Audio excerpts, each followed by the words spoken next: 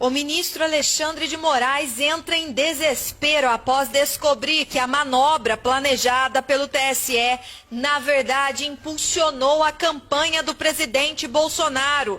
O tiro no pé agora foi sentido e a campanha de Bolsonaro acaba de explodir. Vem comigo entender tudo o que está acontecendo aqui no Brasil, acima de tudo. Mas não se esqueça, compartilhe e nos ajude a fazer com que esta informação chegue a toda a nação brasileira. Involuntariamente, Moraes impulsionou a campanha de Bolsonaro e isso deixou apavorado.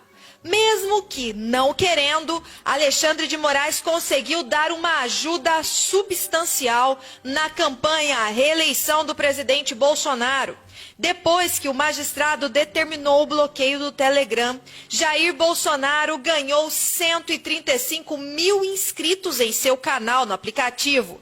Bolsonaro já liderava o número de inscrições entre os políticos brasileiros e agora é seguido por mais de 1,230 milhão de pessoas, uma alta de 12,5% em apenas 72 horas. O crescimento é considerado extraordinário. O presidente Bolsonaro continua crescendo e a cada minuto novos seguidores passam a participar da campanha política do presidente Bolsonaro, acionando assim a plataforma que havia sido banida pelo TSE. O jornal Correio Brasiliense chegou a dar destaque ao crescimento do presidente Bolsonaro no Telegram. O chefe do executivo ganhou 190 mil inscritos em seu canal na plataforma desde a determinação do ministro Alexandre de Moraes do Supremo ao suspender o aplicativo de mensagens.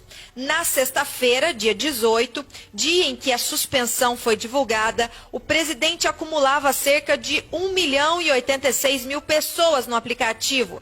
Já na terça-feira, às 10h50, Bolsonaro havia ultrapassado o nível de 1.276.000 pessoas.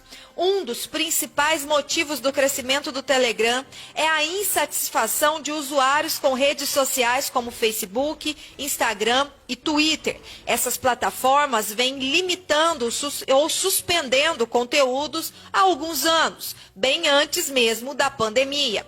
Bolsonaro, que foi um dos políticos pioneiros a criar um canal no Telegram, se mantém na liderança entre os nomes que devem disputar as eleições ao Palácio do Planalto neste ano. Com a entrada do mandatário no aplicativo, outros políticos passaram a adotar a mesma estratégia, achando que é simplesmente o aplicativo ou a rede social que faz com que os números cresçam, mas não entendem que Bolsonaro é um fenômeno que vem acontecendo na nação brasileira. Após a decisão de Moraes, o canal de Bolsonaro no Telegram cresceu assustadoramente. Apesar de um integrante da Suprema Corte ter determinado a suspensão do app, o número de seguidores do presidente Bolsonaro só aumenta a cada instante. Os números, portanto, representam um crescimento de mais ou menos 300 mil novos usuários e Bolsonaro chega então a ser a personalidade com mais seguidores e mais usuários cadastrados na nação brasileira. Aí você me diz, tem cacique? Tem condições de ganhar as eleições? Deixa aí nos comentários. E você vai também acompanhar o presidente Bolsonaro a partir do Telegram agora? O fato é que eles estão apavorados porque o Telegram, embora tenha se disposto a conversar, não cederá às manobras que vêm acontecendo para derrubar o presidente Bolsonaro e aqueles que também têm o seu acesso à rede com liberdade, com democracia. E claro, isso eles não querem de forma nenhuma. O fato é que Alexandre de Moraes não contava com isso. E agora, o que ele fez, na verdade, impulsionou a campanha do presidente Bolsonaro. A campanha de Bolsonaro explode nas redes sociais e, mais do que isso, o Telegram cresce a cada... Uai, seu app de vídeos curtos. Uai, seu app de vídeos curtos. Não é verdade que quem roubou o Brasil, e a população sabe disso, esteja sendo inocentado. Ele não está inocentado. Essa é uma narrativa que o PT e a esquerda faz, que é completamente mentirosa. Esse é um fato. O segundo fato, o governo do presidente Bolsonaro entra no 33º mês sem nenhum caso de corrupção, e vai continuar assim, porque isso para nós é um valor, mas para eles não era. Eu tive no Mensalão, eu estive na CPI dos Correios, eu sei o que eles fizeram. Eu sei o que eles fizeram na Petrobras. Eu sei também que eu assinei um cheque em agosto de 2019 de 500 milhões de reais para pagar o juro dos 17 bilhões de dólares que eles mandaram para Cuba, mandaram para Argentina, mandaram para Bolívia, mandaram para Venezuela, mandaram para África e que ninguém pagou. Mas quem pagou foi o povo brasileiro. Isso também é fato. Isso não é opinião, isso não é ideologia. É uma pouca vergonha querer culpar um presidente de uma pandemia que ninguém no mundo sabe como é que trata. É uma falta de caráter. O Brasil de Lula, o povo sabe. O desafio é, bota o Lula na rodoviária de Brasília, vê quanto tempo dura. E põe o Bolsonaro para ver quantas milhões de pessoas vão. Independente da questão política, nós tivemos o Brasil desgraçado na mão do PT e da esquerda por 14 anos. Recuperar isso, que começou lá com o Fernando Henrique, não é fácil. Nós diariamente lutamos para transformar o Brasil.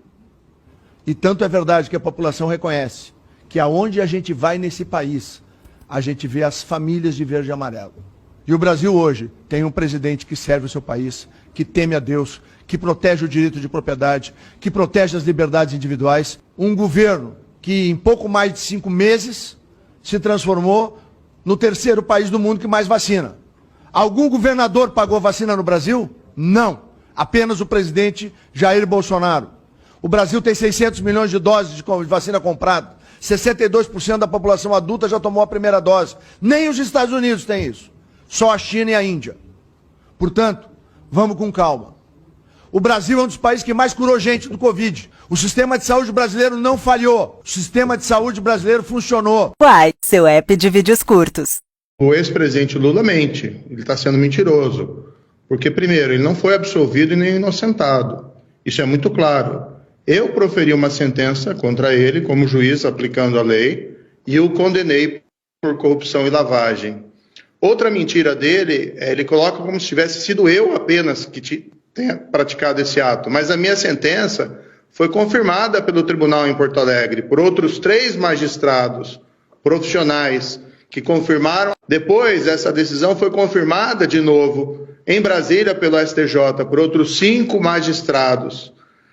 Ele ainda foi condenado no processo do sítio de Atibaia, em relação ao qual até hoje não deu uma explicação por que as empreiteiras Odebrecht e OS fizeram obras e reformaram, reformas milionárias, no sítio que ele utilizava como se fosse proprietário. Ele foi condenado nesse processo por uma outra pessoa, por uma juíza corajosa, condenado nesse processo por uma outra pessoa, por uma juíza corajosa de Curitiba. E essa decisão também foi confirmada no tribunal em Porto Alegre. Então não fui eu apenas, foram vários juízes que o condenaram, que viram as provas e o reputaram culpado. Depois houve anulação, 3 anos depois, pelo Supremo Tribunal Federal, num julgamento que eu reputo um grande erro judiciário do Supremo Tribunal Federal, mas ainda assim o próprio Supremo Tribunal ficou, porque não é um caso de corrupção isolado no tempo e do espaço. O que foi revelado pela Lava Jato, e todo mundo bem sabe, é a corrupção vinculada a um projeto de poder, assim como foi no caso do Mensalão. Algo muito diferente desse quadro, em que o presidente mente, no sentido de que ele pretende combater a corrupção ou pretendeu combater a corrupção no passado. Quem pretende fazer isso não instaura uma perseguição e uma difamação contra... Uai, seu app de vídeos curtos. A crise não foi o Bolsonaro que produziu. Vamos ter clareza, quem produziu essa monstruosa crise econômica, a pior da história, foi o Lula e o PT. Sabe, como o preço de um fluxo de consumismo populista e tal, não sei o que quebrou o Brasil. O crédito saiu de 15% para 55% do PIB. No dia seguinte, 63 milhões e 700 mil brasileiros estão com o nome no SPC.